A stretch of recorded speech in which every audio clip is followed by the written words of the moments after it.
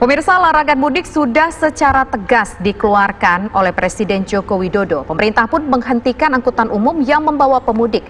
Bandara, terminal, stasiun hingga pelabuhan pun ditutup. Aparat gabungan pun menyebar di titik-titik pemeriksaan untuk para pemudik. Mereka yang membandel akan diberikan tindakan tegas. Sejumlah pemudik yang nekat pun diperintahkan putar balik. Lantas bagaimana nasib para perantau di tengah pemberlakuan pembatasan sosial berskala besar? Sementara itu pemirsa, seberapa efektifkah larangan mudik ini untuk memutus mata rantai penyebaran COVID-19? Nah, untuk itu pemirsa, kita akan berbincang dengan pimpinan redaksi TV One, Pak Karni Ilyas. Pak Karni, sudah ada sejumlah kebijakan-kebijakan yang dilakukan oleh pemerintah untuk memutus mata rantai penyebaran COVID-19. Salah satu diantaranya adalah melarang mudik, dilakukan pengawasan yang cukup ketat. Akan sekuat apa ini nantinya mampu menurunkan penyebaran COVID-19, Pak Karni? Pertama-tama saya mau mengucapkan Alhamdulillah dulu atas semuanya Pak Menteri Perhubungan, sahabat saya Budi Karya Sumardi yang hari ini sudah kembali berdinas. Itu sungguh menggembirakan karena beliau tokoh menteri yang kebetulan kena pertama kali COVID beredar di Indonesia, beliau kena. Dan Alhamdulillah hari ini sudah bisa aktif kembali dan bahkan sudah rapat dengan Presiden. Itu yang pertama dulu. Yang kedua, bagi saya apa yang terjadi dengan PSBB, kemudian larangan mudik, ini sesuatu yang bijak sekali dari pemerintah. Ketika PSBB itu kalau itu dilakukan lockdown yang absolut ya, yang total, orang nggak boleh keluar rumah, itu justru berbahaya sekali di Indonesia. Yang pertama ya, jaringan kita untuk melakukan bantuan sosial ke masyarakat itu tidak well informed di luar negeri. Di kita mungkin susah mendata orangnya, yang perlu dikasih, yang nggak perlu dikasih, atau distribusinya juga akan ada kendala. Sehingga saya waktu itu meragukan kalau itu lockdown. Dan Pak Jokowi ternyata nggak mau ngambil jalan yang ekstrim seperti itu. Beliau memilih jalan yang paling moderat, PSBB. Dan ini banyak yang khawatir PSBB ini tidak akan efektif, nanti begini begitulah kata yang khawatir. Tapi dengan keputusan hari ini bahwa kita atau antar wilayah itu ditutup total dengan alasan tidak boleh mudik selama Lebaran ini, itu tepat sekali. Karena dengan demikian mata rantai tadi kan memang putus. Kalau orangnya kena di Jakarta tidak menular ke daerah, dan orang daerah tidak menularkan kembali ke Jakarta, karena itu bisa jadi pingpong ya. Lah, efektif nggak ini? Menurut saya kalau yang dilakukan polisi sekarang, walaupun katanya masih bisa nyolong-nyolong ke jalan tikus, tapi kalau di depan jalan tikus itu udah dihadang lagi, mau nyolong kemana? Balik lagi. Kalau polisi bisa melakukan ini akan sukses dari segi larangan mudik ya. Nah, itu kan tadi kita sudah lihat Pak, untuk mudik-mudik ini memang banyak yang nyolong-nyolong, tapi banyak juga yang ketangkap begitu Pak ya. Tapi di sisi lain ada juga yang menyangsikan ini akan sukses atau tidak, karena ternyata tidak semua daerah yang dilarang untuk mudik, hanya daerah-daerah yang sudah diberlakukan PSBB saja. Sementara kan daerah-daerah dari Sabang sampai Merauke ada mungkin yang dikatakan suspek corona lah di sana begitu Pak. Ya, tapi kalau penerbangan dari Jakarta ke daerah itu tidak, itu kan biasanya bukan yang di Pulau Jawa ya, yang di luar-luarnya itu.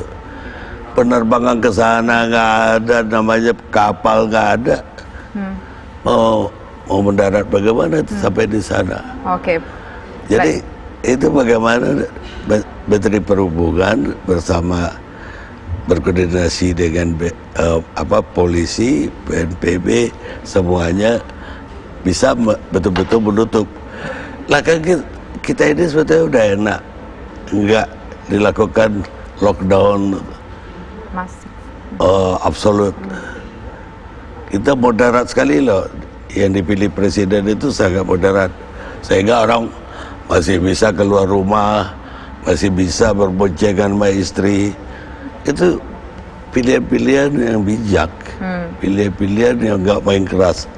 Kalau mau lockdown total nggak boleh keluar rumah, nggak boleh mobil, nggak boleh lewat. Oke, artinya sejauh ini merupakan sebuah keputusan yang sangat tepat sekali begitu ya Pak ya, melakukan PSBB. Tetapi begini Pak, kita kembali ke Jakarta yang dimana dikatakan awalnya merupakan epicentrum corona di Indonesia.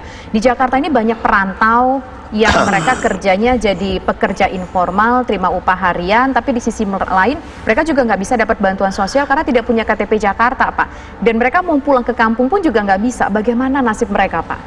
Ya, ini yang perlu kita pikirkan sekarang, bagaimana dengan bantuan-bantuan yang ada sekarang, baik dari Kementerian Sosial, Bansos, ataupun dari lembaga-lembaga lain, bahkan termasuk ormas-ormas dan swasta-swasta. Bagaimana semua orang yang tertahan di Jakarta, katakanlah yang sebetulnya dia harusnya udah pulang ke kampungnya, tapi sekarang tertahan di Jakarta, tetap bisa dikasih makan. Dan kalau tidak seketat lockdown yang saya khawatirkan dulu, kalau lockdown total itu nggak nari saya bilang. Tapi kalau nggak lockdown total kayak PSBB ini yang berjalan, ini sih cukup longgar untuk masyarakat beraktivitas, termasuk yang informal tadi masih cari rezeki. Kalau dia ojol, dia bawa barang toh. Nah Pak, satu lagi Pak, yang mendapatkan dampak ini kan bukan hanya yang informal saja, tapi pekerja-pekerja katakanlah seperti, kita tahu bahwa seperti pesawat sudah diberhentikan, maskapai penerbangannya itu sudah diberhentikan untuk sementara waktu. Bagaimana nasib-nasib mereka yang ibarat kata yang biasa tiap bulan punya penghasilan cukup besar, tapi dengan adanya kondisi ini mereka harus gigit jari. Katakan pilot, pramugari, kemudian juga organda-organda. Ini kan nggak ada pemasukan dan mungkin bisa menjadi beban juga dari perusahaan, Pak. Oh iya, kalau bagi perusahaan semua karyawan yang terdampak tadi itu, saya kira semua perusahaan sekarang di Indonesia mau kecil mau besar udah mengalami beban itu. Jadi ya itu udah resiko kita masing-masing udah, bahwa kalau dia kita rumahkan, dia kita masih harus kasih sekian. Kalau kita PHK lebih parah lagi, kita harus kasih dia pesangon. Kan lebih berat itu.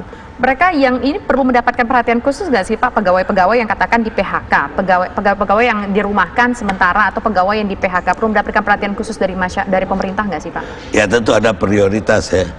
Kalau yang sama sekali udah nggak bisa makan dengan yang masih dapat gaji separuh, ya tentu harus berbeda dong. Kalaupun dapat perhatian. Dan yang dahulu mana? Tentu yang dahulu yang betul-betul nggak ada yang untuk dimakan. Satu nih Pak, terakhir Pak. Tadi kita mendengarkan rilis dari Polda Metro Jaya bahwa ternyata akhir-akhir ini, beberapa waktu belakangan ini, tingkat kriminal meningkat 10% Pak. Dan ini diumumkan ketika corona sudah tiba di Indonesia, ketika corona sudah memberikan efeknya. Banyak orang yang mungkin di PHK, banyak juga yang mungkin dikeluarkan dari penjara. Ini bagaimana Bapak melihat ini akan seperti apa sih trennya tingkat kriminalitas ini? Ya itu udah sebuah prediksi yang iya, semua kita bisa memprediksi lah.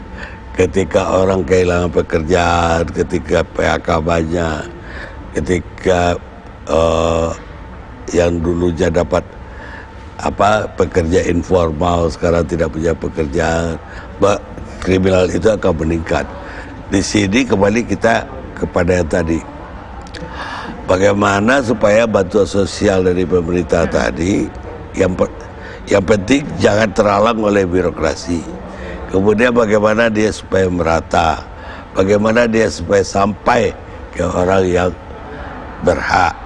Dan kemudian di situ sebaliknya dari aparat keamanan ya lebih tegas terhadap kejahatan ini. Dan tidak ada yang kita bisa kasih toleransi. Baik. Terima kasih Pak Karni atas waktunya di KBR Ya, Petang. tapi sebelumnya mungkin saya ucapan selamat dulu pengumuman dari Pak Doni Munardo, BNPB, bahwa tingkat Corona atau COVID-19 di Jakarta sudah melambat, bahkan cenderung untuk menurun, baik yang baru ataupun yang meninggal. Ini bisa dikatakan juga salah satu kesuksesan dari pemerintah dengan program PSBB-nya sudah mulai berlaku beberapa waktu terakhir begitu ya Pak Karni ya. Baik, terima kasih Pak Karni atas waktunya, dan pemirsa demikian bedah editorial bersama pimpinan redaksi TV One Bapak Karni Ilyas.